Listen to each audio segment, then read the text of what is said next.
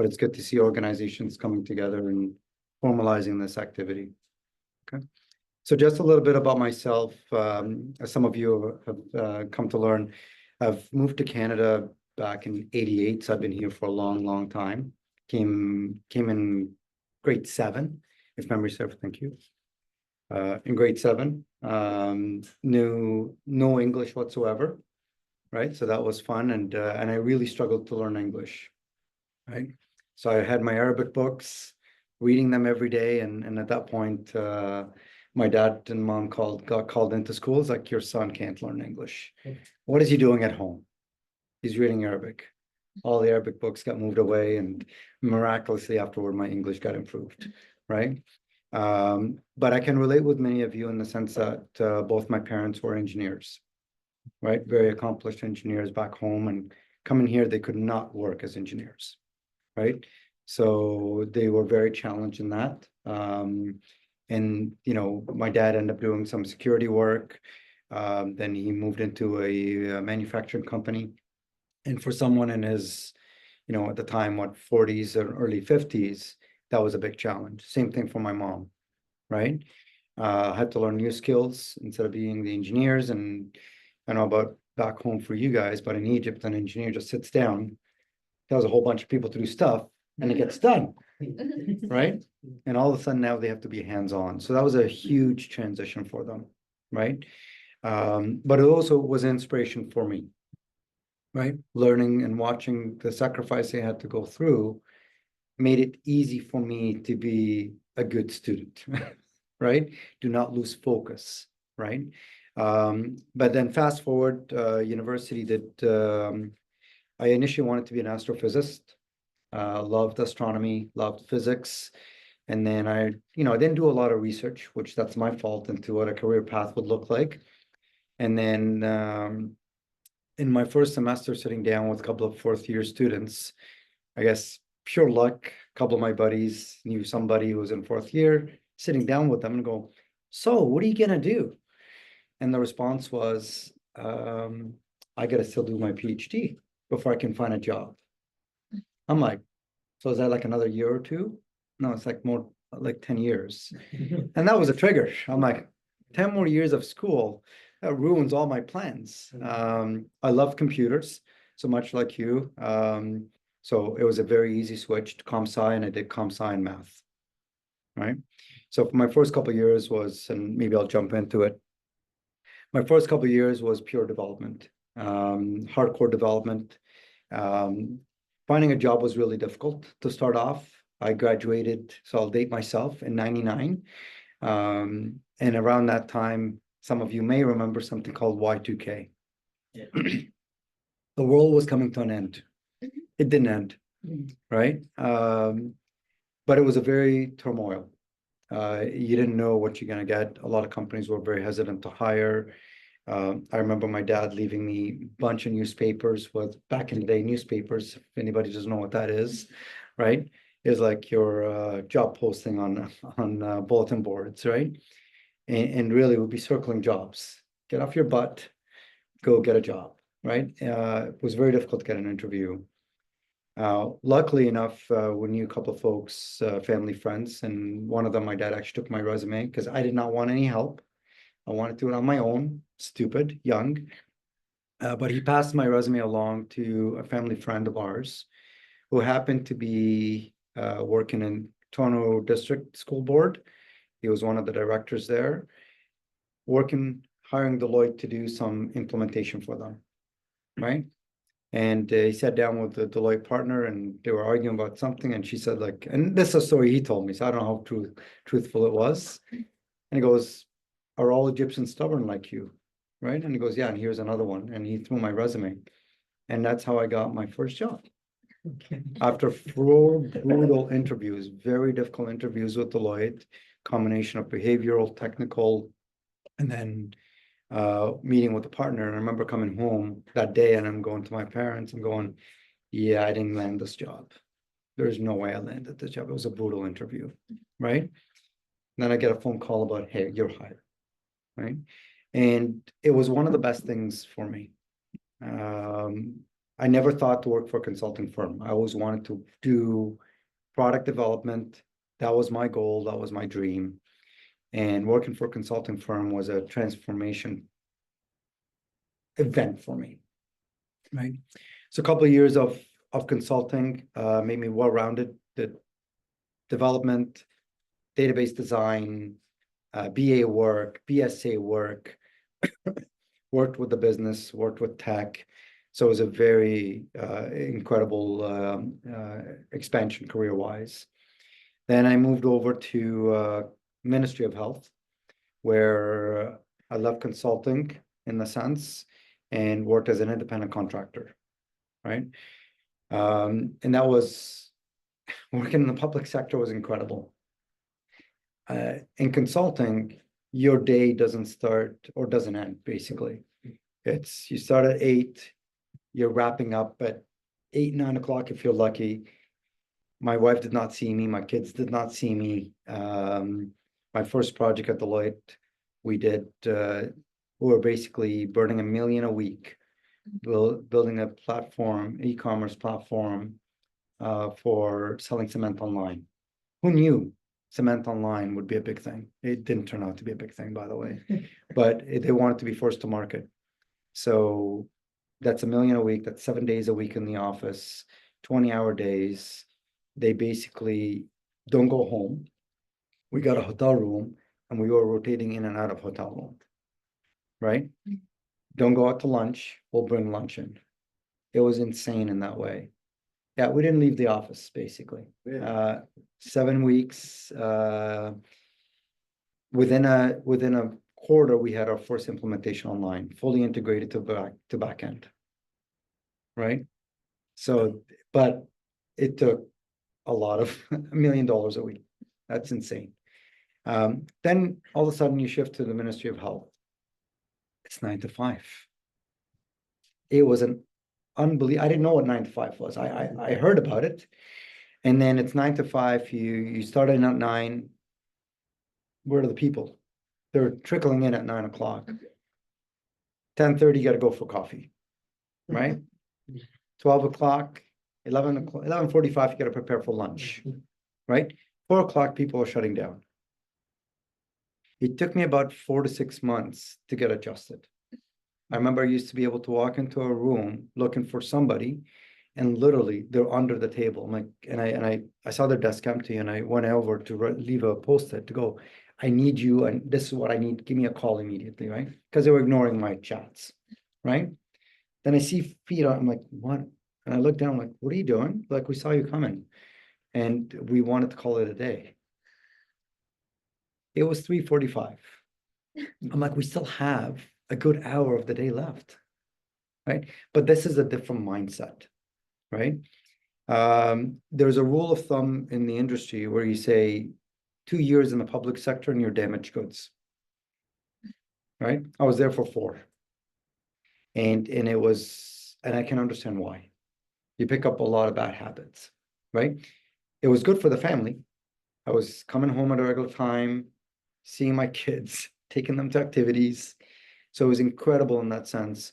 And because I went independent, the money, alhamdulillah, was covering the bills, right? And we can talk a little bit about full-time versus contracting if you guys are not familiar with it at a later stage, right? Then I went back to consulting because I got too bored. In the 4 years in the ministry, I don't think we accomplished anything, right? And that's our taxpayer money. We went in, there was a group of us that went in because we wanted to make a difference. We wanted to deliver something. We wanted to help Ontarians, right? We built a platform for intake management for community care, long-term care centers, and that actually kind of survived. Then that took us about 2 years to put in place. Then we went on to do electronic health record. There was a commitment from Ontario government back in 2008, 2009 to have an electronic health record for all Ontarians by 2015. Massive initiative, right? We had prototypes built, right?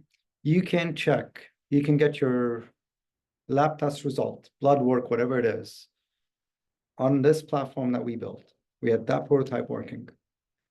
You can share it with your doctor and what we call their circle of care. All that was built. And then 2009, midway through the year, there was a lot of long wait times. You go to the emergency, it's a couple of hours, and that was a big deal. So just like that, the ministry changes their mind, our new focus is going to be reducing wait times. Are our wait times any shorter? I avoid going to emergency. I'll wait because I'll probably die there anyway, right? So we changed all our plans and we've done that. The end result of it though, is that we spent about $15 million in 2 years. Done. And that for me was a signal. The government is not about getting the work done. It's about keeping their jobs. So I needed a change. I couldn't work in that. I was getting good. I was paid well. Hours were great, but I wasn't fulfilled, right? So I call a couple of my buddies, guys that I worked with at Deloitte, and I go, I'm bored. I want to change. And somebody goes, talk to so-and-so. So I pick up the phone and go, Chris, I'm looking for work. You got something? He goes, can you start Monday? I'm like, what? I got to give my notice, right? And by the way, I want to go back to healthcare. So this is just to get me out of this funk, right? So I'm only committing to a year. He goes, okay, can you start Monday? I'm like, let me see what I can do. I went back to work and I go, I'm not doing anything. We just canceled the project. Let me save you guys some money. Quit now and walk away. I'm like, okay, sounds good. I'm like, fantastic. Chris, I can start Monday, right? So we went to the company's called Capco. It specializes in the financial sector. Still does. I'm no longer there. My 1 year, by the way, became 15 years. Okay. Love the culture, love the work. It was high paced, intense. And just to give you a sense of it, Chris, like, do you know anything about BI? And I'm like, yeah, but has nothing to do with technology, right? I'm thinking something completely different. And he goes, no, it's business intelligence. I picked up 3 books so that was Wednesday, Thursday, when I got told, picked up 3 books, read them front to back, and I became the BI specialist, right? What's that? Within 3 days. Oh, it's consulting. It's consulting. And you worked at Deloitte, you know what I'm talking about, right? There was a saying, you got to be 5 minutes ahead of your client. 5 minutes, that's all it takes, right? So I was talking star schema, never done it before, but I got the principles, right? And I'm blessed that I've done enough technology in the past. And again, going back to this consulting concepts with, in consulting, they have a saying, we're going to drop you in the middle of the ocean, figure out how to swim, survive, right? And that's really, again, working for a product company tends to be different. Working in consulting, you got to be quick on your feet.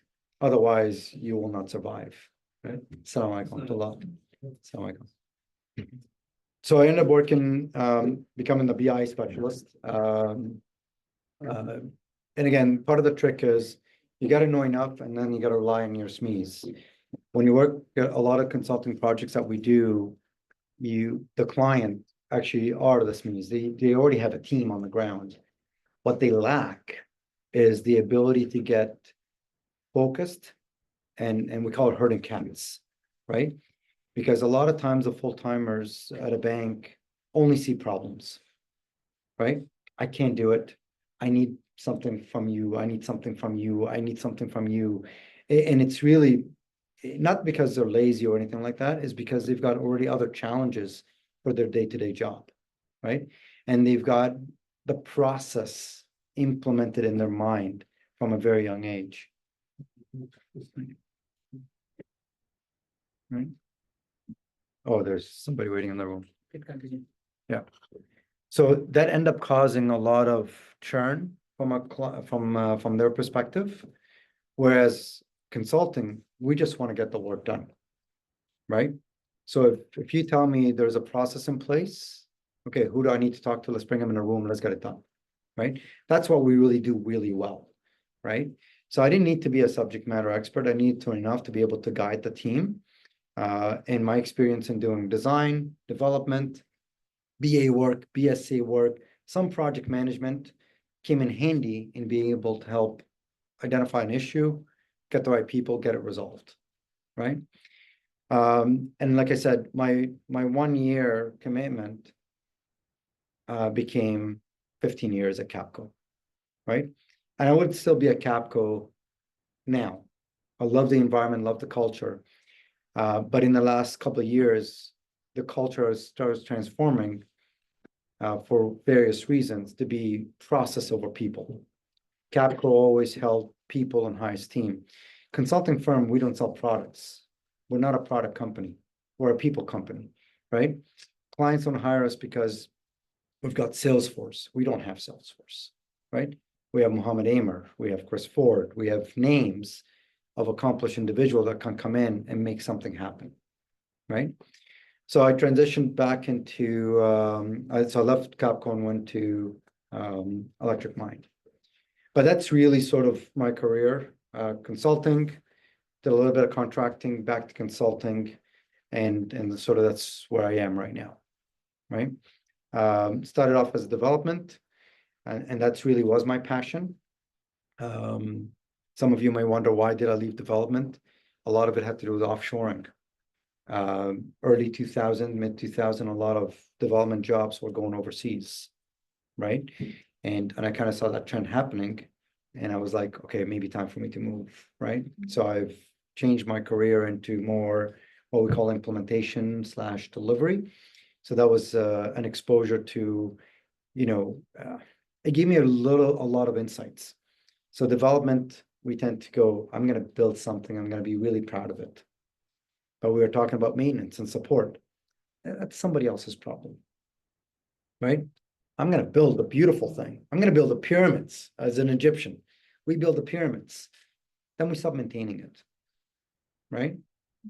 Next generation comes along, doesn't know what it is. Stuff start falling off. Oh, cool. And they walk by, right? In real life, though, well, somebody's using the system. And if they can't make use of it, what are they going to do? They're going to stop using it. It becomes useless to them, right? So in moving into implementation, I got an exposure and an appreciation for what developers don't do well, right? We don't think about next generation. We don't think about how it's going to get used, how it's going to get supported, right?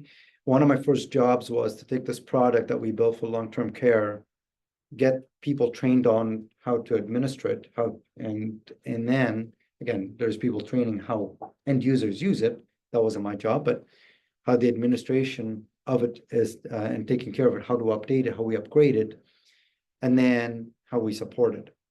And the support organization had a gap, and I became the operation manager for it, right?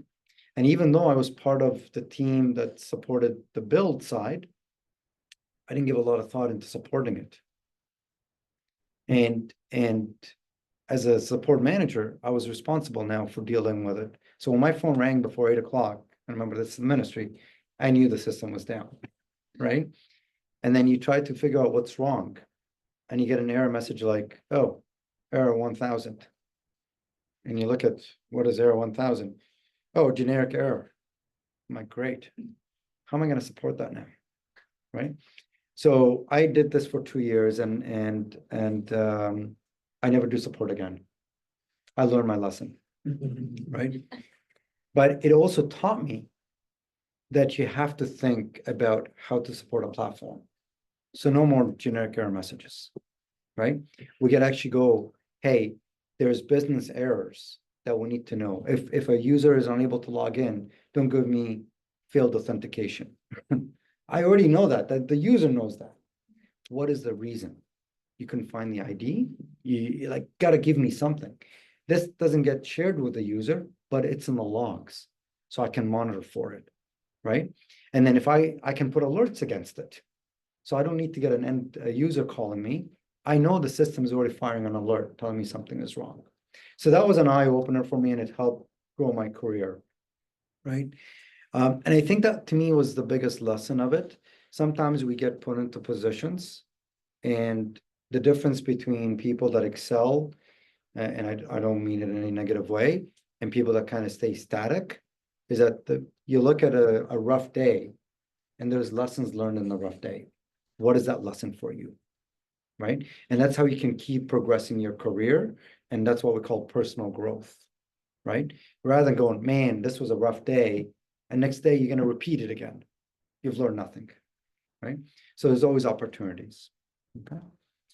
So I kind of touched on some of the things on the bottom here, but anybody wants to, and guys, I want to make sure this is an interactive session. So if you have questions, interrupt me.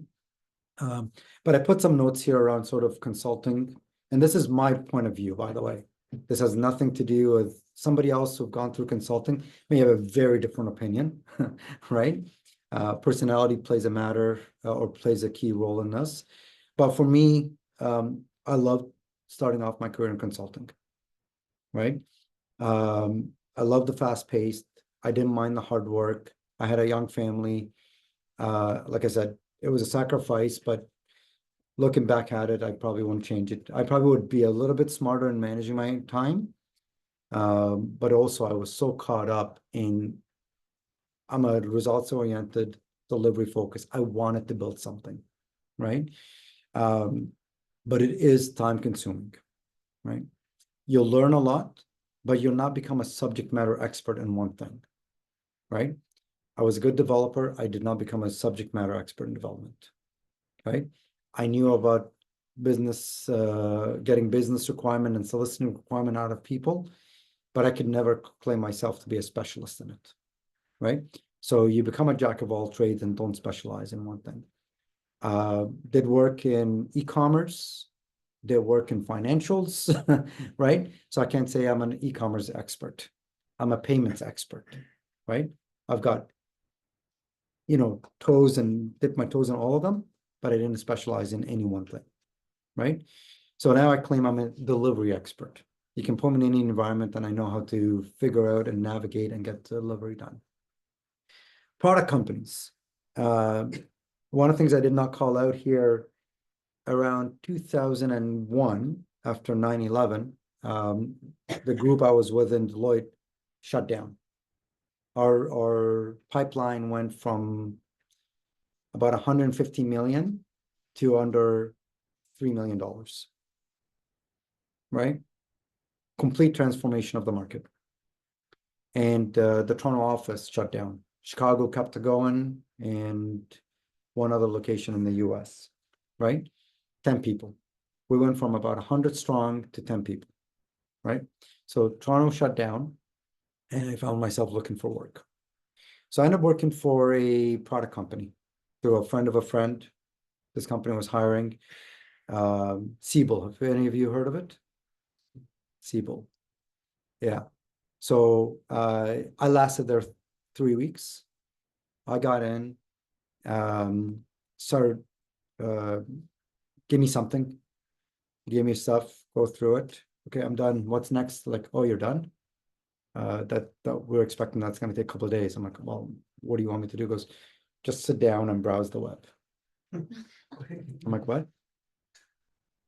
Okay. So after 3 weeks of that, I'm like, yeah, no, I can't do this. I can't do it. I'm not ready to retire, right? I left the company. Now, here's something about patience. 3 years later, that company got sold or got bought. And everybody that stuck around was pretty well off, right? So maybe if I was a little bit patient, but anyway, no regrets, by the way, no regrets, right?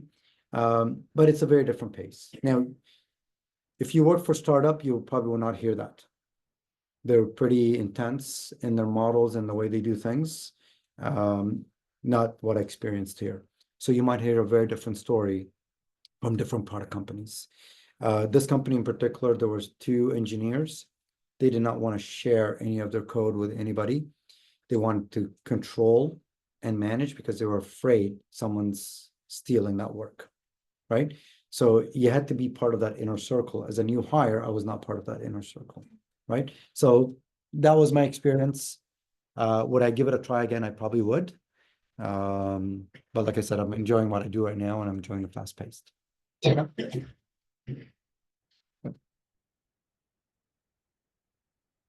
Okay. So again, please feel free to direct me. If this is boring, we're ready to switch it, but maybe in a minute or so, day in the life. A lot of folks who've been in consulting will share the same thing. Where I am right now in my career, my day starts really early most of the time. We don't get called in as consultants when things are good, when things are rosy. You're usually getting called in when there is a fire. I need to deliver 20 million, 30 million, $100 million initiative. My teams are telling me it's going to take a decade. We got to get it done in a year and a half. Right? And you're sitting there, you come in and it's okay, well, your process takes 10 years. If you want to get this done in a year and a half, you got to be willing to do it differently. Right? And then we come in and we establish what that different is. And that difference means everybody's going to be uncomfortable.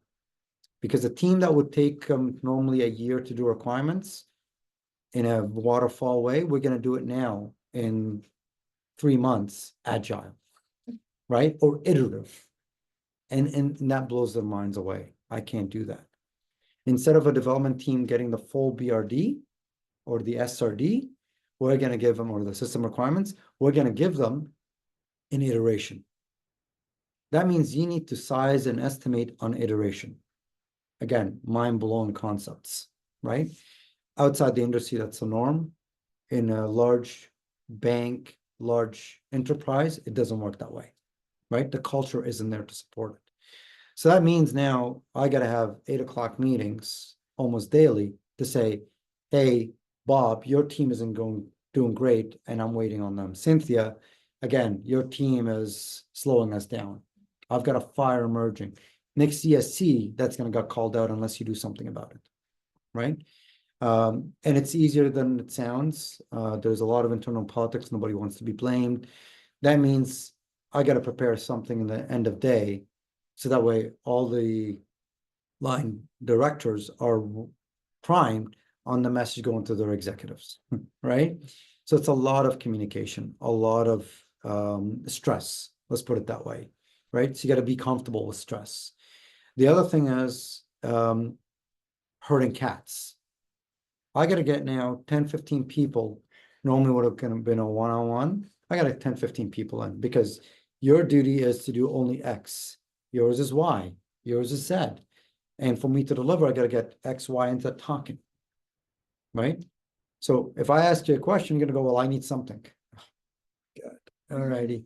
Right? So it's a herding cat. So lots of meetings. So really when I get to do my own work is usually after hours, right?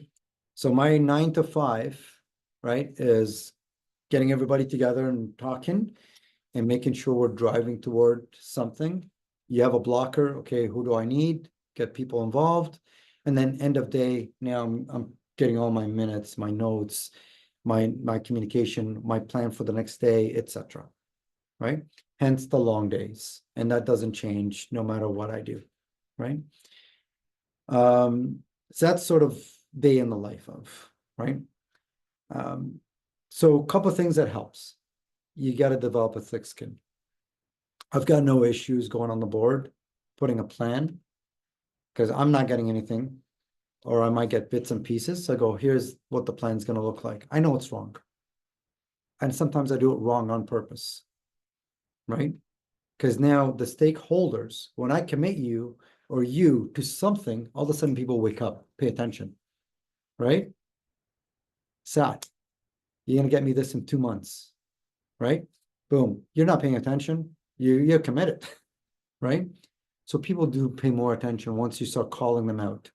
And as soon as you do that, they get defensive, right? And I try not to get into that situation, but if it does happen, I go, don't be defensive. Fine. If it's not 2 months, what's the right answer? Right? I need 6. Perfect. We put 6. Now 6 sends the whole plan out of the window, right? So everybody now starts chirping in. Perfect. By the end of the workshop, and this sometimes can take multiple sessions over weeks, right? We have a plan that everybody's happy with, right? Or if they're not happy with, they're at least aligned to, with a lot of risk, a lot of issues. So now I did a couple of things. One, I got the plan. I might have got insulted, and that's okay. Don't worry, keep it coming, right? But I've got a plan. I've got all the risks and issues. I've got all the constraints out. I've achieved my job. And this goes to the second point, focus on the goal. What is the objective, right? And you got to figure that out. On every project, what's your objective? What are you striving toward, right? You're going to get punched in the face. You're going to get insulted. You're going to get people backbite. Noise. All of it is noise, right? People could be unhappy. That's okay, right? Happy professional, I'm good with. Happy unprofessional, escalation, right? It's as simple as that. I'm actually running into a situation right now where one of my my clients, their BA lead, is giving me a hard time, right? So last night, 5 p.m., we had our first mini escalation call. And I guarantee you, now this is going to the VP on Monday, right? We don't have time for this crap. The project hasn't even kicked off yet. And we're trying to do planning, and we're getting blocked. And we're getting blocked from within the team. This is an easy call to the VP. I'm struggling. Your senior director is trying to help. We'll give it one more day. And if we don't get anywhere, it's your call. What do you want to do? You're wasting my time. I'm wasting your money, right? Consultants come at a premium.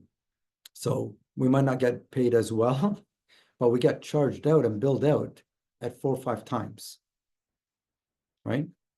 If I was to go direct with the bank, maybe it's, you know, anywhere from 12 to 15, 1,800 a day max, right? They're paying right now 3,600 a day for my time. So if I'm not producing, what am I doing, right? I'm wasting their money, right? So that's something just to give you guys a perspective on the mindset that you have to have as a consultant, right? The other thing, you need to be fungible. So I don't know if you've heard that term before. So fungible for us means you got to be able to wear many different hats, right? I can jump in and help developers out. I'm not a developer anymore, right? But I can help guide them, right? I was doing development on my, you know, I've done some volunteer work, building some websites. I learned PHP, right? Fully integrated with PayPal and all that wonderful stuff, right? I don't do UI, but I had to learn, right? So I can go in and guide some ways, right? I've done architecture. I've done some security. I would never claim I'm a cyber security expert, but I know some of the principles, right? So at least I can help guide, or if anything, go, hey, this seems fishy. We might need InfoSec to get involved, right?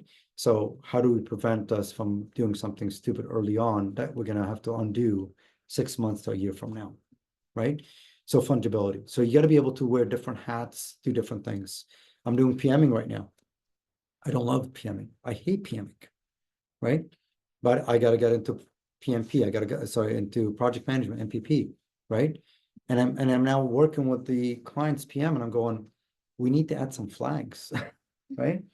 So when things start going red, you're not sitting there going, which line's going red? Like some indicators. Can we automate reporting? Can we get this view created so that we can get our status out in 5 minutes, not have to go through some crazy work, right? They do everything manual. Can we get automation going? Can we get enhancement, right? So fungibility, being willing to learn new skills is important, and then the ability to learn new skills, right? And don't be afraid to take on a new job, a new role, right? Take it with the mindset as a learning opportunity, personal growth. And the way I always rationalize it for myself, and hopefully that's something you can also think about, is that I'll do something new here. I might not love it. I will hate it. That's okay. But I'm going to learn something from it. Learn something good, or at the very least, I'll learn that I don't want to do it ever again, right? Operational manager, if somebody will ever come pay me $1 million, I guarantee you I will not do it, right? And this was the Ministry of Health. where they started at 8 a.m. and they wrap up by 6 p.m. Can you imagine if it was 24/7? I would not sleep, right? I do not want that in my life, right? So those are opportunities.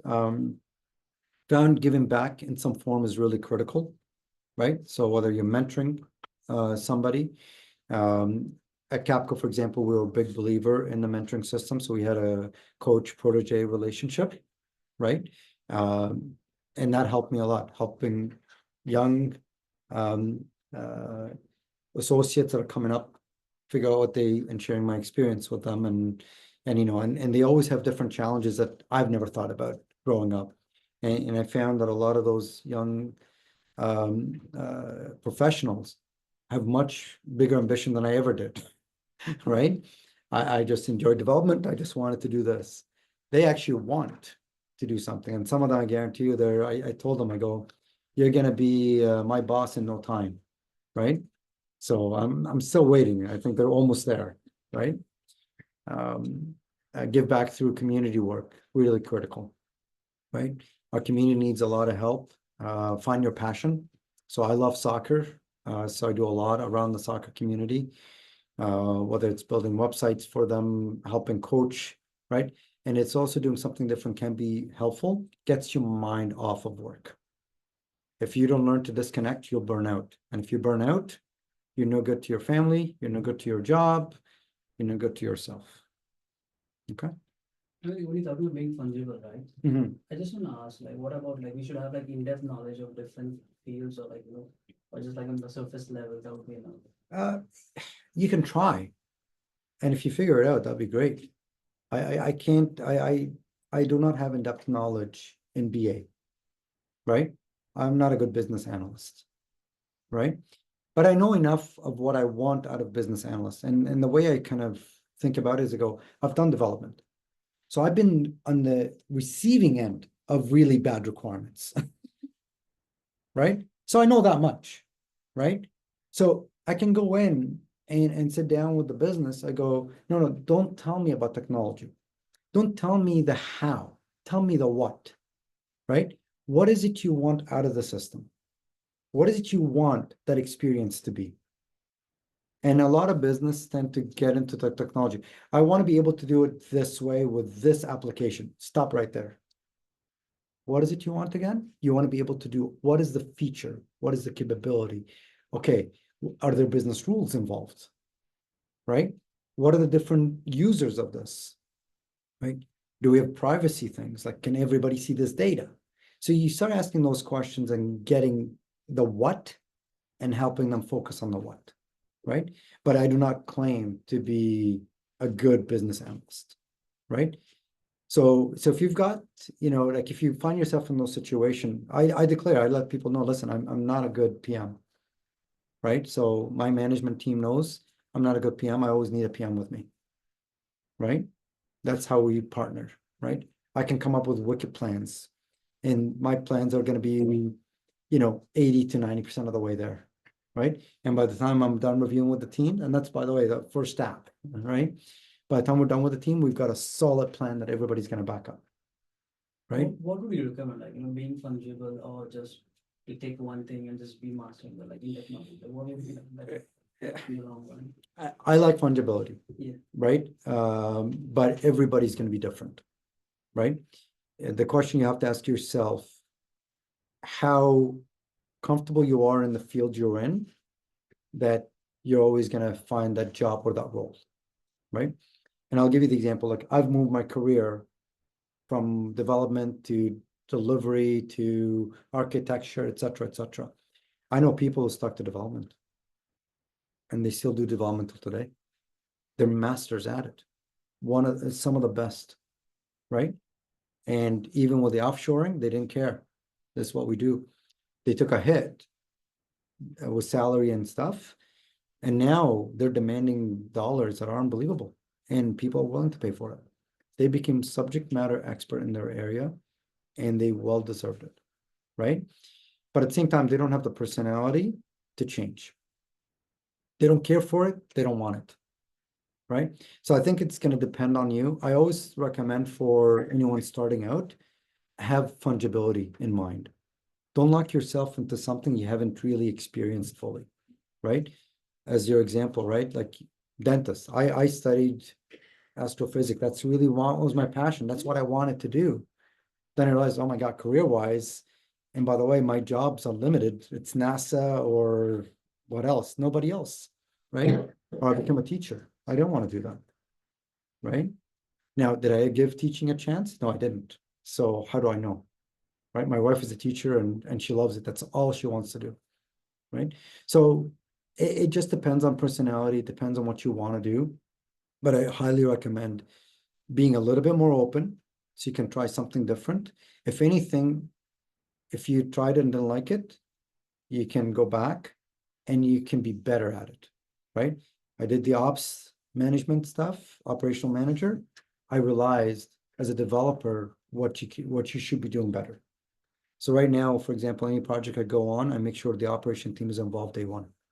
I can't tell them what the requirements are, but I make sure they're involved to provide their input into requirements. So it gets in and the development team can think about it going in, right? But it's a very tough and it's not an easy one, right? In terms of if you try to do something, you don't need to become an expert in it, right? So you can do a little bit of it, right? You get that exposure and then decide whether you want to stick or you want to move. And then when it comes to specialization, you also have to think about multiple dimensions. There's industry specialization, right? You can become an amazing developer in one industry. Can that translate to another? Probably, right? But then you don't have the business knowledge, right? And then you got to learn the business knowledge because sure, you can go implement whatever the documentation says. But if you've got that understanding of the industry, you can be more insightful and go, wait a minute, this doesn't make sense. Or, you know what, I got to build it in such a way so I can support future growth, right? You won't be able to do that if you don't have that understanding, right? So there's the industry element, there's the work or the what I do day to day element, right? But there's no easy answer. Yeah. Because I'm kind of like into data science and Mhm. for that really requires like in-depth knowledge. Like you need to know how the Yeah. models working, the mathematics behind it. It's gonna be like much more easier for you to like choose which model for the data set. Right. And then you have like MLEs, you have like data engineering. That's kind of like you can have like in-depth-wise knowledge. Yeah. But for data science, you have to just kind of like get into the ocean, kind of like deep down. You have to just get an entire idea. Yeah, and again, if someone has been doing it for 10 years versus Yeah. someone's doing it for 1 or 2 years, right? So, you can do it, you can get as deep as you can, but I guarantee you're scratching the surface. Even as deep as you can. Yeah. Right now, in 1 or 2 years, you're just scratching the surface, right? But I would ask you this, like the skills that you need to do that work, are they transferable skills or are they skills only that for the engineers or data scientists? I guarantee it's transferable. Right? So you think about that lens as well, like everything that you do, there's an element of skills that can be transitioned to other roles, other jobs, versus skills that are very hard and niche for that job, right? So you got to look at it this way. The BA stuff, as an example, I did on a couple of projects early in my career, and I kind of learned the questions to ask because I was on the receiving end of really bad set of requirements, right? So it helped me with that. But the writing, how you write the requirement now, do you leave it open-ended and kind of wiggle room for change and constantly trying to lock scope, or you write it in a particular way that locks it in? So that skill became really handy for me as I did more of the executive management stuff, right? So now when I write my executive messaging, in some areas, I need to leave it open-ended, right? Because I don't want to commit. I don't want to lock into committing. In some areas, I need to be very precise and very prescriptive and close the door, right? And sometimes, again, I do it on purpose to generate discussion and dialogue, right? So that skill carried over, right? But think about the fungibility element as opportunity to learn new skills or hone new skills. not necessarily just for that role, but that can be transferred into other roles. Okay. We used to have a saying, and as you were, as you have mentioned just right now, that jack of everything, master of nothing. Yes. But in today's era, where we are experiencing so much of transformation and precise developments, we see that companies or individuals or employers are looking someone who should be jack of everything, master of nothing. It's okay, Mhm. we can manage. So as of now, what is the best suitable criteria to try hands-on experience on different areas, or get master of something what you want to do or something like that, or as you are saying, fungible, learn new skills, embrace change. Okay, so if we are learning new skills, embracing the change and all, but how far it suits, or how far if we can assure that okay, be master of something or jack of everything. Like I said, it's really difficult, and it's a really good question. But there's many lenses to it, right? And I think where you are in your career matters. For example, one of my colleagues, he specialized in security, cybersecurity in early 2000s. Someone got their hand up. Yeah. We'll come back to you in a minute. But they really focused on cybersecurity. Okay. And that's what he was known for, info security. Right. And now in the last 6 to 7 years, he became the contact center specialist, SME. He does nothing.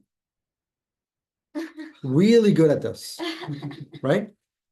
And we pay him, what, 1,500 a day?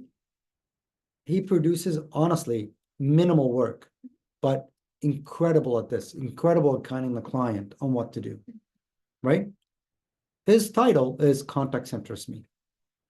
Now, contact center went through a massive transformation from being on-site to being cloud-based, right?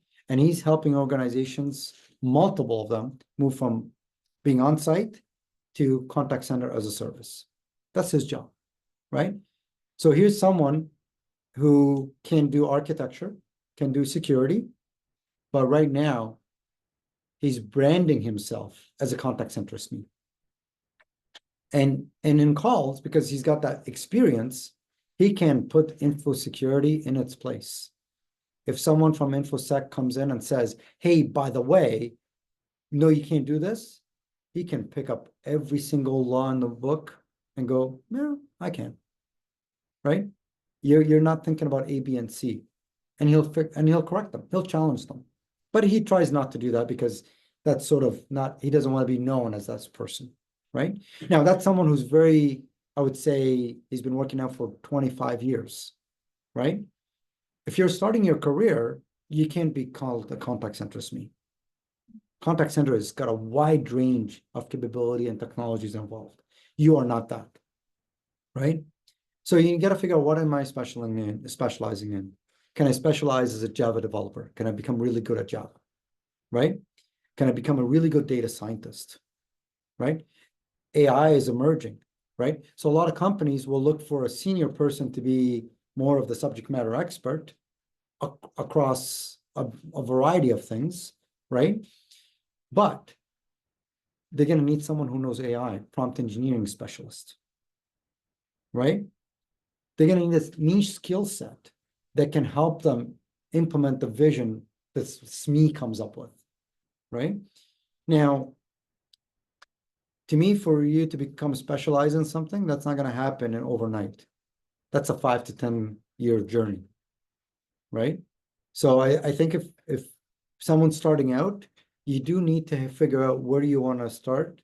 And for that area, you need to credentialize yourself, right?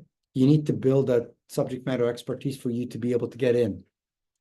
Once you get in, you can figure out whether this is something you really want to continue to evolve in and practice or not. The other element really, I think, is industry or a technology suite specialization. That I think, in my mind, becomes a lot more give you give you an ability to transcend multiple technologies or multiple industries if need be, right? So right now we're doing a Salesforce implementation. We're looking for Salesforce developers, hardcore Salesforce developers, right? I can pick some whatever person here and go, come, you do development, great. Come learn this platform. What am I going to get out of it? I'm going to get a subpar Salesforce implementation, right? So for us right now, we're looking for Salesforce developers who are experienced and know how to do Salesforce with 3-4 years of experience. Right. Your developers, not the implementers. Sorry, implementers. Yeah. Right. So in that view, like, still becoming a master of any specific area still has a potential rather than becoming jack of everything. I think there's lots of opportunity for a specialized skill set. And I'll tell you right now, some of the developers we have, the lead developers we have, they've been doing development of large implementation and transformation initiatives for 20 years.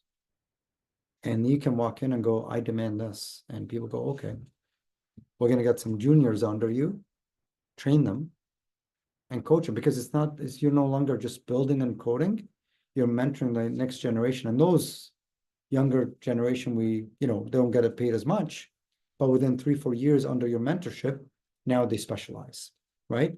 So there's definitely that opportunity, right? So yeah, like I'm a jack of all trades, and sometimes I wish I was a master of a trade, right? So now I claim I'm a master of delivery, right? I can, like I said, I can go walk into any environment and quickly figure out what's needed and put a structure together, put a team together, and then get the ball rolling, right? Yeah, for people who are looking purely in project management. Yeah. Now, how do you see the scope? Like somebody who's not from technical, coding background, directly they're getting into project management. Yeah. How will they succeed? There's opportunities for success as long as you don't become a checkbox PM. So a lot of PMs that I worked with are what we call checkbox. Basically, this task come to you, percent complete, check mark, move on, without understanding and asking the question. Like we have a saying in development, I could be 90% done, and I could have 2 weeks left. That last 10% is going to take me 2 months. Those are the hardest things to do, right? And checkbox PMs don't ask the right questions. They don't try to pay attention to really what's going on. And those ones I don't like, I don't want to work with, don't need, right? So I think with project management, it's one of those things that can be across multiple, but you have to invest a little bit of time in understanding the solution that's being built, understanding the environment you work in, to be able to ask the in-depth questions and understand what is the risk, what is the issue, what is the blocker, what's the challenge, right? Great, you're at 90. Those last 10%, are you on track? What do you need to make sure we are successful? It's simple question to prompt thought, right? We had someone on. I think we can keep the questions online in the end. Okay. because I have to go after Okay. recording. So apologies for those online. We'll. Sorry. I do not like No, Mac. you'll get- Admit, yeah. Thank you. Okay. Yeah, I'm not a Mac person. I'm just letting you guys know. Once my wife went to start using Mac, I stopped supporting her. So I no longer support. And she knows it. She knows Google, right? I'm trying to introduce it to ChatGPT. Ask any question, it will help you. But tech support is off limit. So I'm a PC guy. Awesome. Okay. Any other questions on this? And for those online, we'll come to you at the end. Thank you. Okay. So I got a couple of slides here. We can talk about this, and I have do slide at the end like emerging trend. Do you guys want to continue this path or go to emerging trends maybe? Up to you. Continue with this? Okay. So landing your first job, and this really comes down to eh, eh, for recent grads at least. And I'll tell you, here's how I thought about it. I put it, in my role, I end up hiring a lot of people, right? So I do a lot of interviews. So I kind of put it on the lens of that perspective. So again, this is my perspective on things. Doesn't mean it's the right perspective, right? But it is a perspective. And one of the things that I do look for in resumes is got to be clean. I cannot describe to you how many times I've got resumes where it's not lined properly, where the spelling mistakes are in there, grammar mistakes are in there, and that right away just tells me someone's not putting the effort in, right? So seek help in making sure your resume looks professional, sounds professional, and is professional, right? The other thing is, if you're applying for a job and it's in a particular field, particular technology, use the right terms, use the keywords. Don't lie. It will be caught like this. Within 10, 15 minutes of the interview, I already know if the person is lying to me or not. All right. A lot of the interviews tend to go through multiple stages. You got a behavioral stage, you got a technical stage, and then you got sort of the final hiring manager stage, right? Where it can be a combination of both behavioral and technical, right? And make sure you do not fib, you do not lie, right? Be honest, right? Use the keywords because that will get the attention, right? That gets you at least in the door. One of the other things that I definitely highlight and I always look for is a self-starter, especially in recent. I'm not looking for you to be a subject matter expert. I already know you're not a subject matter expert, right? So, and I'll give you an example. This is a friend of the son of a friend of mine called me up and goes, "I'm looking for work. I've applied to Amazon. I'm applying to Capco, right? And I'll speak to that in a minute. And what should I do?" Right? And how do I tailor my resume? I want a job in AI. I'm like, well, we don't do a lot of AI. We're starting to, so that won't get you anywhere. But it goes, and by the way, like I started already going to grocery stores in my area to see how I build a prototype, and I want to see how that prototype they can use it. I'm sitting there going, okay, I don't care about AI. Can you come work for me no matter what? That's a personality you want, right? He's not sitting there, like to your point earlier, like learning prompt engineering. He's taking it, he built a prototype of something, and he's going, I'm just going to go, hey, I built this. It might help you with whatever. I didn't even know what it was. I didn't need to ask what it was, right? Right? So it's a self-starter. So make sure you're doing some volunteering. You're making sure you're getting some certification. I'm not a big fan of certification, by the way. I think I only certified in Java when I was starting my career.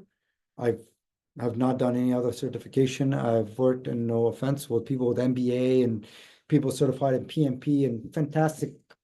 And then you go to work with them and go, I do not want to work with you ever again, right? So again, all of this certification to me, just for someone who's trying to get their foot in the door, it demonstrates a willingness to learn and to do the work. And at the end of the job, that's what we look for. I really need someone who can come in. I can go, here's what we're trying to do. Take it, run with it. Let me know what challenges you have. Come to me and we'll help you out. When that's, at least in my line of business as a consultant, that's what we look for. So to me, a self-starter is massive. Well, research papers Right. also makes a difference. What's that? Research papers. Research paper. The only thing with research, are they too academic, Yes. right? Because academia and work don't sometimes go hand in hand. Yeah. And maybe we'll segue into this. One of my first job interviews, again, out of school, co-op was a foreign concept. There was no such thing as co-op, right? So I've done some work within the university. I worked in the computer center lab, did all the networking, tech support, supported professors writing programs for them, all of that. That was my job experience. And I didn't lie about it. It was in my resume. Job experience, U of T, blah, blah, blah, blah, blah. Okay, on-campus stuff. So I go to this interview, it was winter, right? So I already leaving my home in Mississauga through GO Transit, braving the cold weather, get into this job interview, and within 10 minutes, this guy's talking to me about it. And he goes, what about your job experience? I go, well, I've done this, this, and this, and this. He goes, oh, it's all on campus. I'm like, yeah. He goes, well, we're a small company. I need somebody with experience on real life experience. So I'm trying to justify, like, listen, yeah, it's still, I'm a hard worker. And he goes, well, you know, planning to get married anytime soon? Yeah. I go, yeah. He goes, well, I need a hard worker, someone who's going to be committed. And you don't have job experience. So now 30 minutes in, I'm getting really irritated. I go, listen, you're wasting my time and I'm wasting yours. You have my resume. And I don't recommend you ever do this, by the way. But at this point, I knew I wasn't getting the job and conversation was over, right? I go, you have my resume, right? Where in my resume do you see anything about working outside of school, right? So if that was one of your key criteria, I'm the wrong candidate for you, right? In terms of you judging me because I'm going to get married and slack off, you have no idea who I am, right? And this is why we have brain drain. Brain drain was a big thing in Canada. Everybody was going to the US. All the young professionals going to the US because Canadian companies weren't hiring. They weren't investing in recent grads, right? So that's you know, again, don't lie on your resume, but also, you know, make sure, for me personally, I don't care about, you know, on campus off. I actually look for that because it tells me that someone was taking a proactive management of their career in trying to invest in themselves, right? That to me is really critical, right? Now, not all employers will share that like that individual did, right? And I have understand his rationale. They're a small company of like 6 people. They don't want to waste time on investing in someone to learn, right? When it comes to the interview itself, a couple of things. Again, you're a recent grad. I know you're a recent grad. I don't expect you to be able to solve complex problems, right? But one of the key things I look for is logical thinking. Can you decompose a problem? How do you tackle the problem? Because that tells me all I need to do, all I need to know, right? That tells me I can rely on you to run with something. And if you have a challenge, you'll come and say, I've run into this problem, right? I do not appreciate spoon feeding. Do not like spoon feed. I do not like to be spoon fed. I don't like to be micromanaged. And I try to treat people in the same fashion. So the ability to think on your own is really critical. The other word, because again, young in your career, I got to be able to know, like, you've come in with a perspective in mind, I want to do X. Guess what? In a consulting firm, you're not going to do X only. You're going to do many different things. So are you able to learn? Are you willing to learn? Your resume says some things. The interview questions we tend to have will put you in a situation where sometimes we call it lifelike examples. How do you approach this problem? How do you solve this problem? And some of those problems are actually problems we're dealing with, right? So I know you come in development. I might ask you that from a technical perspective, but I also will ask you from a behavioral perspective, right? And that will let me know if you're fungible or not, right? Like, regarding what you are discussing about recent grads entering into the market or getting penetrated into the job market, how they are gonna do. But what are your insights about already experienced individuals, like the ones like Well, you are, like few people yeah. sitting in this room? Yeah. Okay, they find it hard to penetrate into the job market, being experienced or expertise in their own area. Yeah. Still, this part of the world requires a lot of certification, local experience. Yes. Since you have multiple employers experience, and what you have got to say about this one? Because what I found out here in this part of the world, you are not allowed to enter Yeah. if you don't have any particular specialized certificate, or if any interview at any particular employer, even if you don't know or don't expertise in the specific area or the job what he is being interviewed or taking interview for, he don't specialize or he don't have any knowledge, but he still asks for, okay, you don't have Canadian experience, okay, then that's it, then that is the end of the day. It is very difficult. There's a slide on that. We'll come back to that. Okay. I promise you. okay? But for the recent guide, I just wanted to be really clear, like, if you look at it, technical skills or knowledge is not the top of the list, right? And I want you to keep that in mind when you're in an interview. A couple of things, just really quickly on the concept of being well prepared for the interview and being a self-starter. Do look at ways of creating a portfolio for yourself. If you're marketing, they always get their marketing portfolio. If you're a technologist, think of some apps to build, even if it's not being widely used, but show that initiative, really critical. One of the key things, being here tells me enough already about many of you guys or folks, is that you're investing in network and understanding what's going on. Interview prep, coming to the interview, one of the things companies always ask toward the end, do you have any questions for me? Be ready, right? Show that you have knowledge of the company, of the industry. That's really critical, right? Again, it shows that you're doing some homework, that you're paying attention, right? That you're eager. That's what we look for. Now, this view may not be shared by everybody. I promise you that some companies will not share those principles, right? Okay. So another brother just left. Any questions on this? How would you recommend like for a recent grad to get into the job market? Like it's pretty difficult, like even for like the associate data scientist position, they're asking like 2 years of experience, like 3 years, even for like associate. So we sometimes ask for that, but that's not necessarily the criteria, Yeah, right? I saw a job posting where the role was junior software developer or something, and they are asking for 8+ years of experience. Yeah. So here's the thing you have to recognize about this market. The market is tough, Yeah. right? There's a lot of people looking for work, right? So that junior job is probably driven by dollars, Yeah. right? So they want to set the framework for salaries, Okay. right? And then the 8+ years, now they're going, let's see if we can get a hit. Somebody's out of work. Like, I'll give you a great example. A colleague of mine, and he's a long-time contractor, right? So I worked with him. This guy is a very senior program manager. I just got a call from my HR in my new company going, hey, do you know this individual, right? He's applying for a senior consultant role as a BA. I'm going, what? This guy is a cybersecurity expert, right? Who runs large programs. And I go, I know him well. He's a really good program manager. What is he doing signing up for a senior consultant as a BA?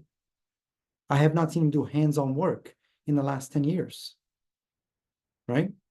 But what we found out, he's been out for about 2 years, right?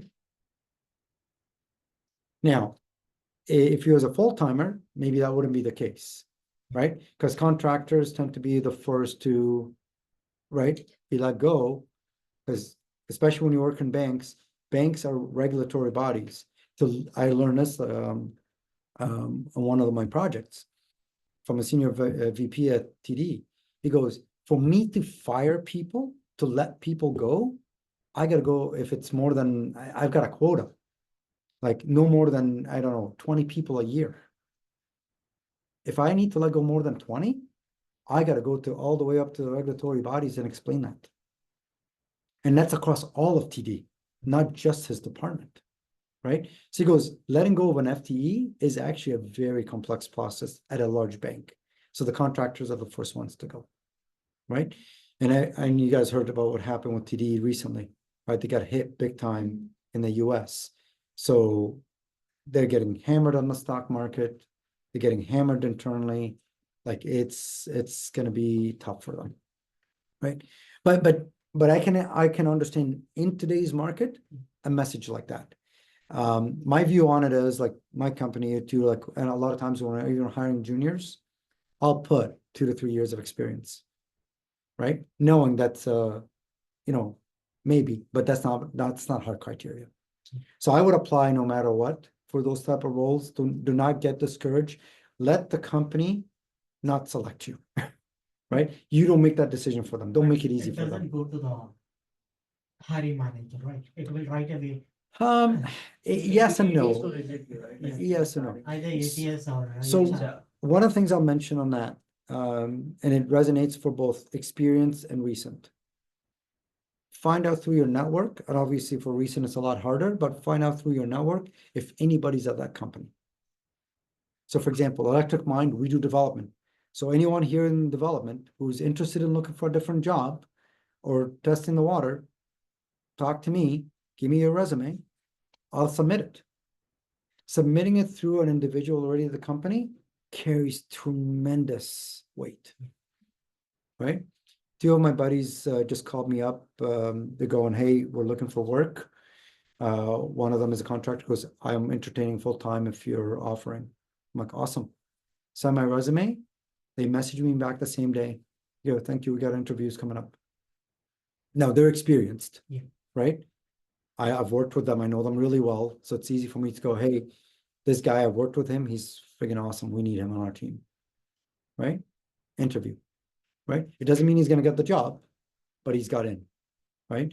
And my example is I was applying for 6 straight months, getting to 2 to 3 interviews a month, right? No job, right? My family friend drops my resume. It wasn't even his area. It wasn't the partner he was working with that got me the job. It was somebody else at Deloitte that hired me, right? It carries weight.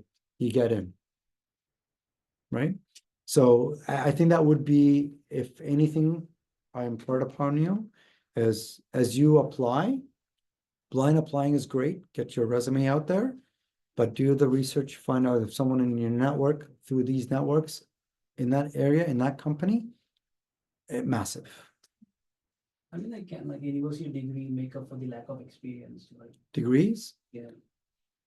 thermometer, I've 37.5. Fever, you're on to 41. You get a lot of degrees. I don't care for degrees. I mean, what about the personally. university, like, it doesn't matter, like, it's It- top running university or something. So we, I'll tell you about Capco and Electric Mind, we hire a lot from Waterloo. Mm. Why?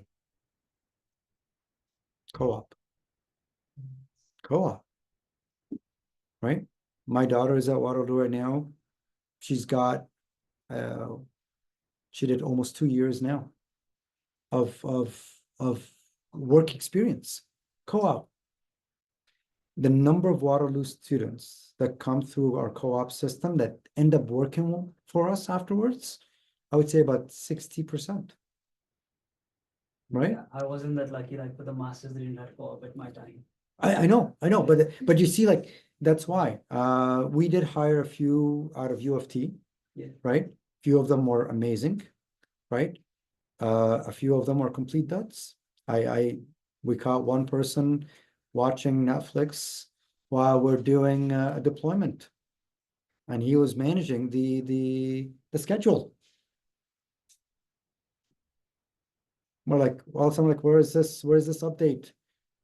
Dude, we go over and it's like, and it was night, so you can see, I'm like, are you on Netflix? We're boring you? Right? Now, we did also have some Waterloo students that came in through co-op that didn't pan out, right? But that's why it's easier for a student with experience to get in. That's why we say associate with 1 or 2 years or 2 or 3 years.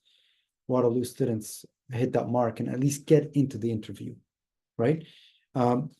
But degrees, I'll be honest with you, like I know a lot of Java developers who finish schooling, high school, colleges, and they're amazing, right? But they have experience, right? Yeah. So coming out of a job, to me, when I look at the education qualification, it goes to one thing and one thing only. This person's willing to put in the time and put in the effort and learn. This is gonna be like at least like, an advantage or something. An advantage. Someone who just out of high school, Yeah. right? I'm a bit more hesitant. I go, well, he's not tried, tested, and true. Because Right? we invested too much money for that degree. 100%. We kind of- Oh, I hear you. I hear you. Like I said, I'm not a big fan of MBAs, and no offense or anything like that. I've seen a lot that come in through management side of things, and they're really just going by the book. And for consulting, that is not helpful in many ways, right? They really talk well, can't execute, right? Where if you're in a hands-on situation, And when I talk hands-on, I'm not talking about building stuff. I'm talking about project delivery, management of risk, management of issues, guiding the business, guiding the client. You need to be able to navigate that water, right? And sometimes, like, my career's been more on the technical side. I have some exposure to business. I never claim that I know the business, right? So again, I always partner with another person on my team that knows the business side well, right? They know how to run a payment business, right? I might know the technology underneath, but I don't know the business inside and out, right? So knowing your weakness and strength becomes really critical, right? But again, like if I see an MBA and I see a university undergrad, both of them are saying, I'm applying for this job. Well, okay, let's give them an interview, right? How well they do through the technical side, how they do the behavioral. And then we were select. If they're absolutely equal, maybe I'll come to that. But personality to me will take over before degrees, right? Having someone you can work with and fits culturally, far more of an asset than someone who's going to cause issues within the team, right? I will sometimes take a less qualified from a technical schooling education over someone who's extremely fits the bill from a qualification and skills, but is toxic. It'll drag the team down. Okay. Cool. Excellent. Awesome. I know the brother stepped out, but for experienced professionals, right? It's a little bit different, right?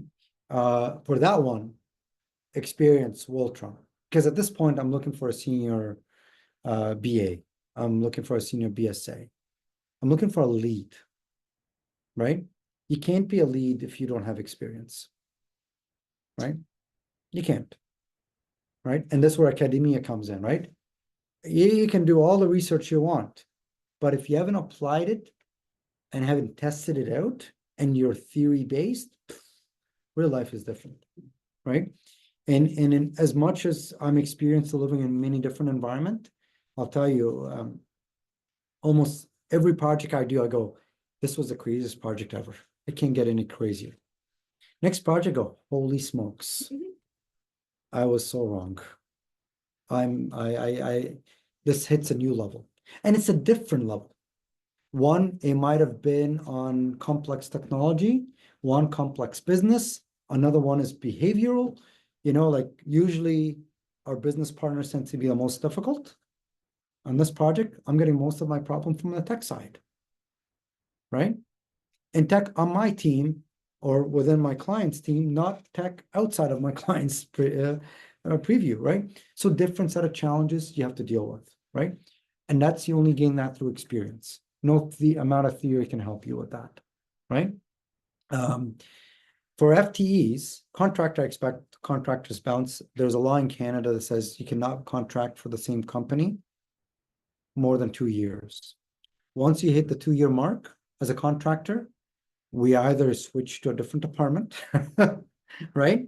So you're still within the same company, but different department, different line of business. And then behind the scenes, we kind of deal with it, which is illegal, by the way. Companies used to get away with that, no more, right? So I expect contractor to change jobs all the time. Full-timers, though, if I see you bouncing around, that's that right away is a turnoff, right? Because I'm looking for someone to come on to invest in my company, help us grow while we help them grow. It's a give and take.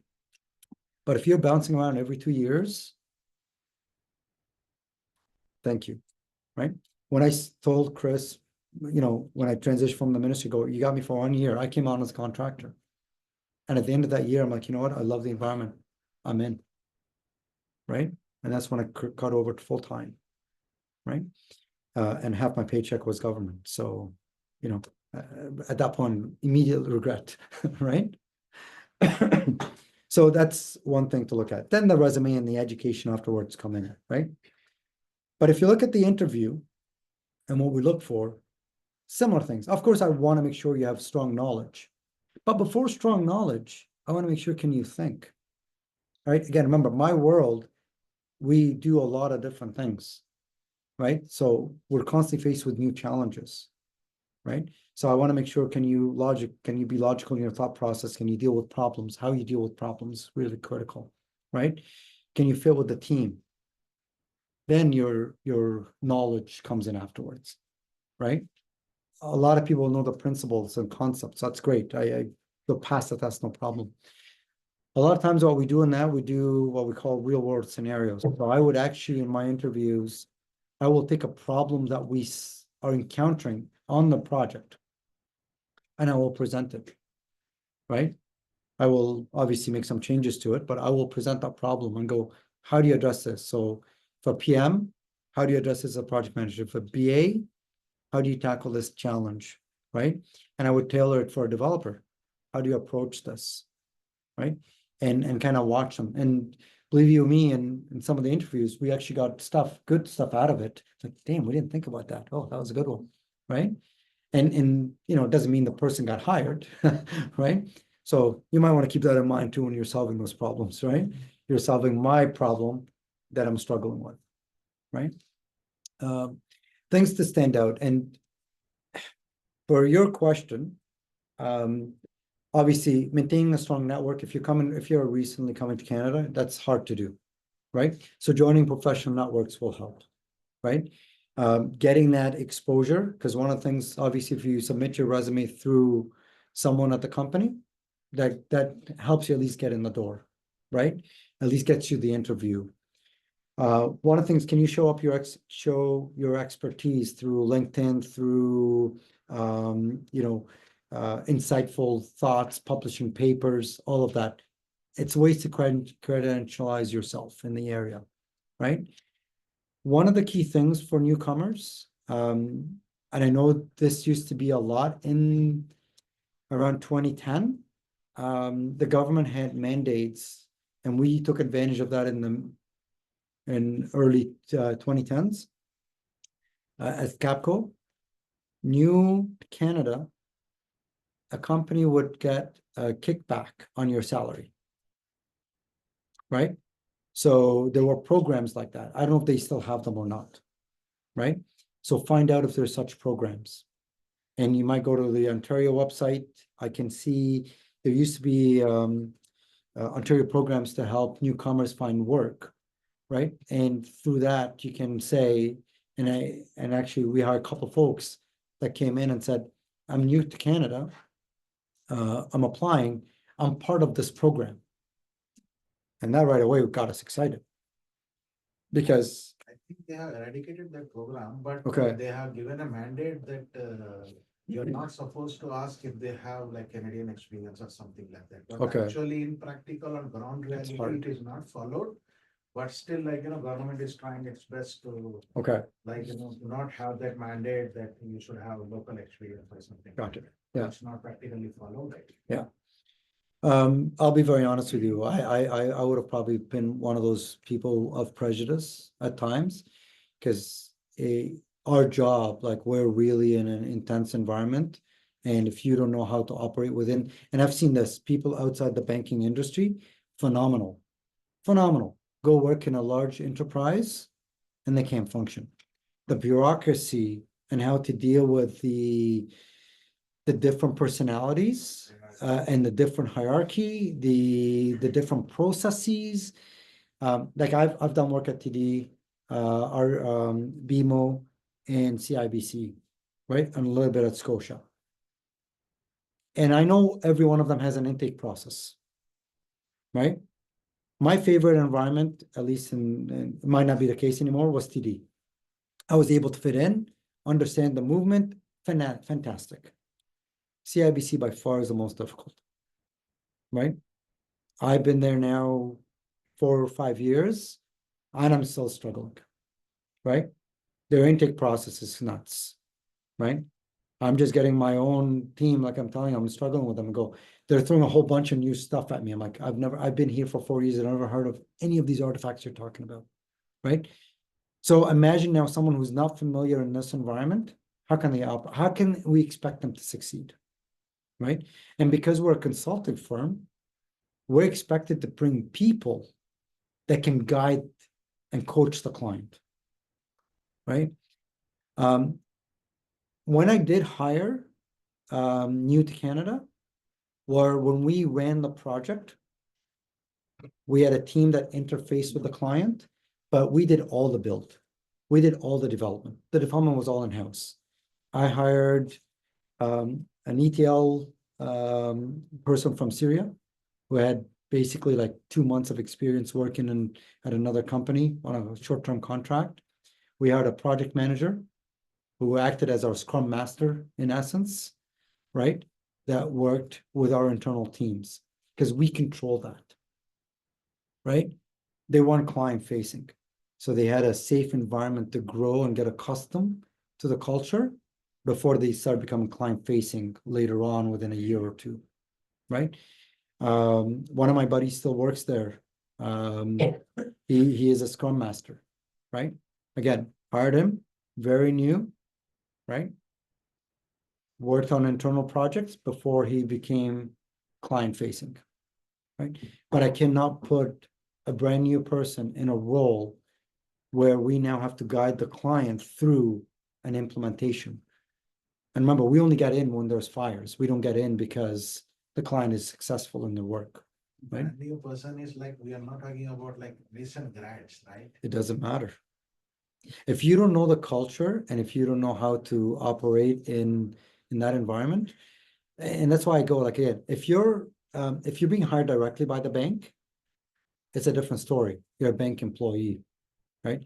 But for a consulting firm where our expectation, remember, like we charge people out at almost twice or 3 times the rate. So if I'm getting somebody who doesn't know how to operate within the environment, fresh green, and go guide the client on what to do, I'm setting you up for failure. I'm setting myself for an escalation call with the client going, this dude isn't working out. It might be an amazing project manager, might be amazing at delivery. But if you can't interact and kind of know that there's a process called EDF, there's a process called intakes, there's a process called, what's another one that's unique to CIBC that's driving me nuts right now, right? Business case, right? And you got something called CamBank PMO that you got to submit to and get involved, right? There's control partners you need to include, right? If you don't know all of that, then it becomes really difficult to put you in a position to be successful, right? So that's why I go like in some areas, I've been taken and go, my goal or part of my hiring criteria is someone who's done project in financial sector, right? Who's got 5 to 10 years. If I'm hiring a junior person that I'm going to hide from the client, yeah, I'll be far more flexible, right? Now, I'm just giving you sort of the mindset in some situations, right? But it shouldn't diminish in any way, shape, or form the experience. It just, how relevant is it for the position that we're looking for at the timing we need it, right? It might be in many of the cases what we have experienced in the past, like, certainly talking about myself, like, I used to do the interviews and hire many people, so I recruit many people for telecom projects, okay? You end up seeing like, you're a person or an individual is not so much experienced or like not here familiar with the culture and all. But eventually or gradually he end up being one of the best employees. 100%, yeah. So like, what are the insights of judging? Like, you cannot judge any person based on interview or something like that, as we are. I 100% agree with you, right? But so that's where you got to understand the role and the type of industry. So consulting, my job is to interface with the client who's paying a premium for my time, right? So anyone I bring, we have to be able to operate at that level, right? Now, if I'm running a team internally, right? Like at one point at Capco, we tried to be a product company. Consultants don't make great products. We tried to be a product company. So we ran a product for almost 2.5 to 3 years, right? And we couldn't fund the product because we had to fund it through clients. So we tell the client, I got a product for you, no worries. Meanwhile, I'm building it on their dime, right? A little bit unethical, right? But, besides the point. But we do that, right? And at that point, we ran an internal team. And at that point, we went nuts, right? Because that was people that we hired internally. I'm telling you, we hired, I personally hired 2 or 3 for my own project when I was doing a build internally. And that team hired, I think we had about 5 to 10 of our employees were new to Canada, right? Because again, it was managed internally and we coached them, groomed them. And now some of those individuals who stuck with the company, they are on client initiatives. And one of them, I'll be very transparent with you, the Scrum Master on his first project with me at CIBC was a total disaster. We had to roll him off within 3 months, right? Or could it be in his case, the overqualified? Oh, yeah. Could be that, Uh, or they need to, again, It can play a factor, like I was sharing earlier. We had an individual of an ex-colleague of mine who was a long-term contractor applying for a senior consultant role, right? This guy is a senior program manager, right? He's been out of work for now 2 years, and we have a job in I can't remember the area we're in, but he's applying for a senior consultant role, right? I'm sitting there, I'm going, when was the last time he was hands-on? He's been a senior program manager for over 10 years now. We're gonna get him to BA, right? So I'm going like, let's inquire about that because, I'm sure he's gonna be great, but he needs a job. I get it, right? Well, we still interview him. I highly recommend it. We need to interview him. He's an amazing resource, but we just got to figure out the right level, right? And the right fit, right? Right now, if you come into Mohammed, you've been doing delivery now for the past 15 years, but we need a development job. We have a development role open. The last time I touched real code was 15 years ago. I'm not going to be a good developer, right? I know the concept, don't get me wrong, but I'm going to sit there and the dev lead is going to be telling me what to do. I'm going, you want what? Are you crazy? Depends on situations and circumstances. 100%.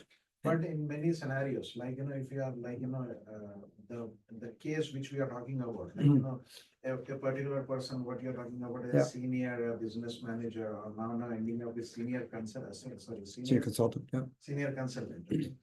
So he might be looking for a job for the time being. 100%. If he get a good opportunity, for sure, he will be the first one to quit. Yeah, and I'm okay with that. Like the reality of this is this, like a senior consultant in a consulting world, and don't get this the wrong way, right? You got to be able to do many different things, right? I'm going to ask you to clean up the PowerPoint. Like I'm pretty handy myself, right? I'm not good at PowerPoint, but I'm pretty good at stealing templates, right? So I found we have some people who are incredible at PowerPoint. Like a lot of my time for work, I'll come up with ideas, put on paper, and I'll go to my more junior resource and go, make it pretty, make it sing, make it like a gold star. And they take the crap that I put on paper, which has a lot of good content, and they make magic out of it, right? For this, I took the magic they did for a previous engagement, copied the template and put my own content in, right? If this was work, I probably would have put some thoughts and go, here, go do it. That's our senior consultants sometimes, right? So with a guy who runs $100 million programs or used to run $100 million programs, now he's going to take orders from a person who would have normally reported to go make a PowerPoint pretty, right? Now, he could be really good at BA work, but BA work, that's your day job. But we're consultants. We got to get a whole bunch of documents created, prettied up, because making it look pretty is part of the sales, part of the presentation, right? If it looks ugly, I'm going to lose this audience immediately, right? If you can't understand what I have, you're done, right? So that's where the overqualification may come in, right? I remember one of the, we had a senior consultant one time, we were running a workshop. And my partner turns to him and goes, hey, can you go grab us coffee? Right? He was very offended. He quit afterwards, right?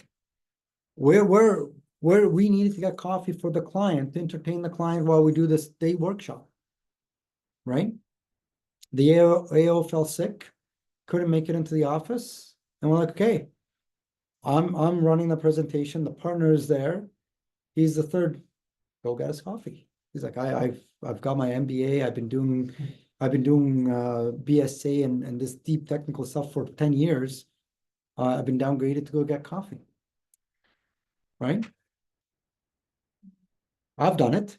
I've gone and got coffee. Right? Right. But again, me as an MP at Capco, I didn't go tell my junior resources to do it. I did it. Right. But in a workshop where I'm running it, I would have had no choice but to ask them to do it. Right. So again, that individual, I don't know if he'd be willing to do that. Right. To precisely conclude, professional network helps. That's going to be your largest support system. Right. And if there's any government programs, I would really drill down on that. And I don't know, Asad, if there is government programs that your team is aware of and we're able to plug in. Because I'll tell you, like at Capco and between 2010, 2015, we've used that program as a leverage to invest, because at this point there's an investment on coaching and training on the corporate culture in Canada. Right? So if there are programs like that, that's something that definitely I would explore, because I'll tell you, like you go in and go, I'm applying, and by the way, I'm part of this program. It makes a huge difference. There are grants like for employability. Yes. There are certification programs Mhm. being sponsored by many institutions. Yeah. Certified trainers. But trainings are there, but it's a lengthy process for registrations and But if at the end of it, you now get something to be able to say, if you hire me, there's a 20% kickback to you as an employer, right? That would, again, because remember, like getting the experience is like it's a vicious circle. Like that's what my parents faced, right? You're an engineer, great, you've done a whole bunch of work in the Middle East. What do you have in Canada? Right? Go get certified. Okay, even if I get certified, will you hire me? Well, you got to have experience. It's like, but I need to get a job, right? So it's a vicious cycle, right? And for me, when I started my career, like I said, I was struggling to find one, but starting as a junior level when nobody has any expectation of you, it's easy. Someone who's got 20 years of experience, starting as a junior engineer, it's hard.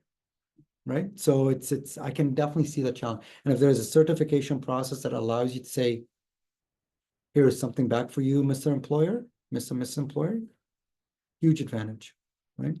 But let's talk afterwards. Like, like I work for a company called Electric Mind. We do a lot of internal development because it used to be called IntelliWare, which was a software engineering company. All it built was products on behalf of clients. So we have a large internal teams that we manage internally, right? I'm a month and a half old in the company, so I'm still learning the ins and out of it. But for all you guys, like, please do reach out, and we'll put in your resumes, and at least gives you the interview, get you worst case scenario, nothing, and maybe the best case scenario, you get your foot in the door. Okay. Awesome. All right.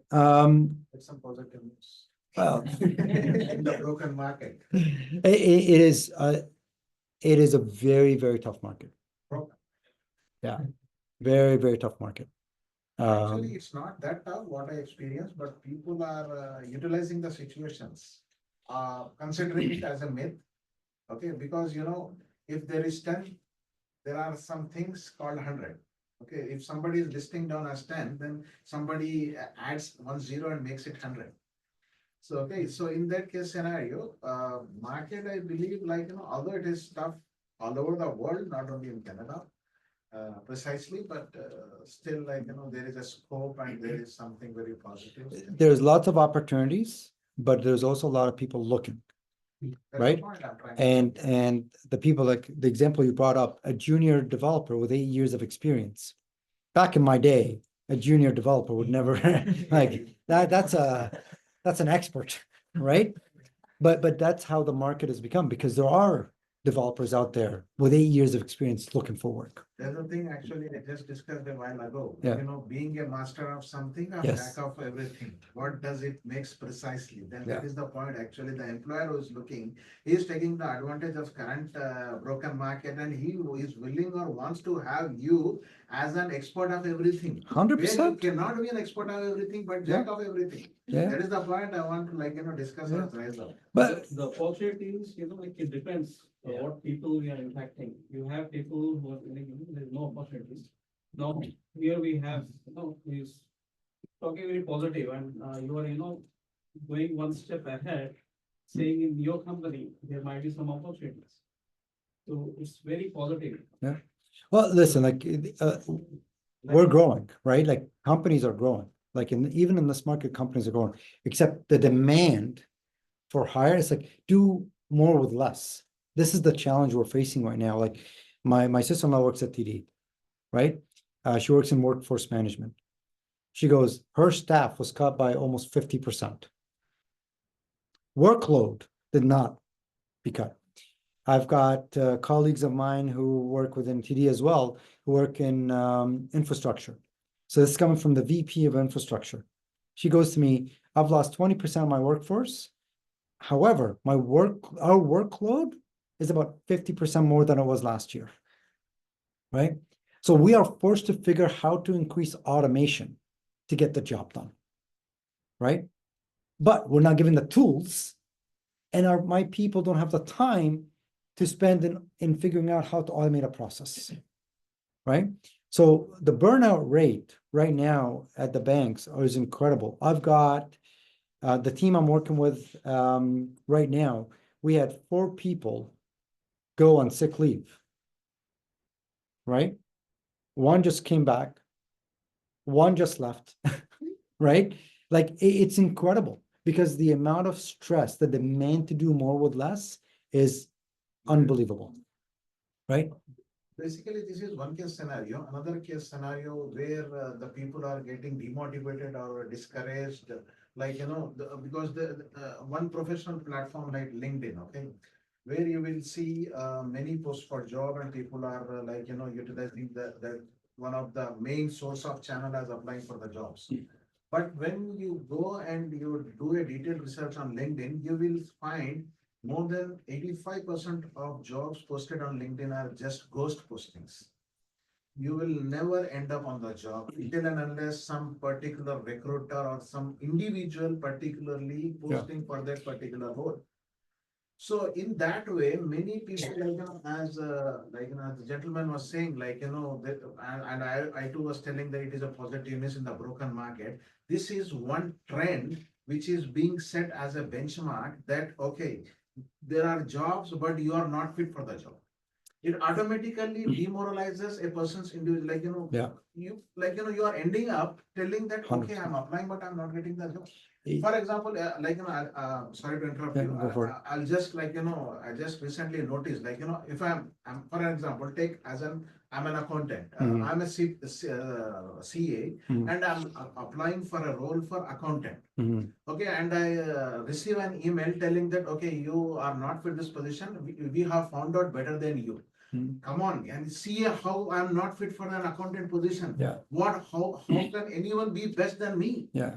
I'm applying for a junior role of accountant and she is not fit for that position. How it is? So anybody that writes an email like that, you don't want to be part of the company anyway. I'll be very honest with you. But here's the thing. To me, point 3 is the key, right? I find the company, find the job. And I'll tell you right now, like my company, for example, Electric Mind, we posted at least 3-4 job posts on LinkedIn. Okay? I can tell you those jobs are real, right? But 90% of our hires are referral based, That's the point. Yeah. right? So this is why really important to expand your network, right? And the only way you can get that is through these professional networks, because like look at my first job, right? Through a family friend, right? My second job through a friend of a friend, right? My third job, which was IBM, I was helping somebody find a job at IBM, right? And the manager calls me and he goes, hey, I'm calling about this referral, right? Or this person who applied and they have you down as a referral. And we start talking and he goes, oh, what do you do? And I explain what I do. And he goes, oh, would you be interested? Right? That's my third job. My working at the Ministry of Health was a buddy of mine that I worked with at Deloitte, calls me up and goes, I'm looking for somebody. Are you interested? I go, no, I'm a full-timer. I'm not looking for contract. 6 months later, I called him up and go, you know what? I'm really irritated. Actually, I'm looking for work. He goes, give me 2 weeks, because the role was filled. He created a role for me to come in, right? Working at Capco, called a buddy, got at my job, right? So getting your foot in and building your network. I have not applied for a job blind other than mine when I first started, right? That is the power of referral, right? Now, coming new to Canada is very difficult. Like, I cannot imagine, first of all, how do you create a referral network or a network, any network at this point in time, right? Starting your career, basement roles, no, please don't take it the wrong way. You're starting from entry level, right? A little bit easier to break into the market, right? But as a professional, you got to figure a way to get that network going, right? That's why let's talk afterwards. Let's see if I can at least figure a role. We put it in, get you the interview, and then we'll see from there. No promises, but that is the key. Build a network. I was talking to you earlier about my buddy who does some sort of side networking on the side. Try to connect you together, because that's a way to expand and hopefully we get people plugged in that way. Yes.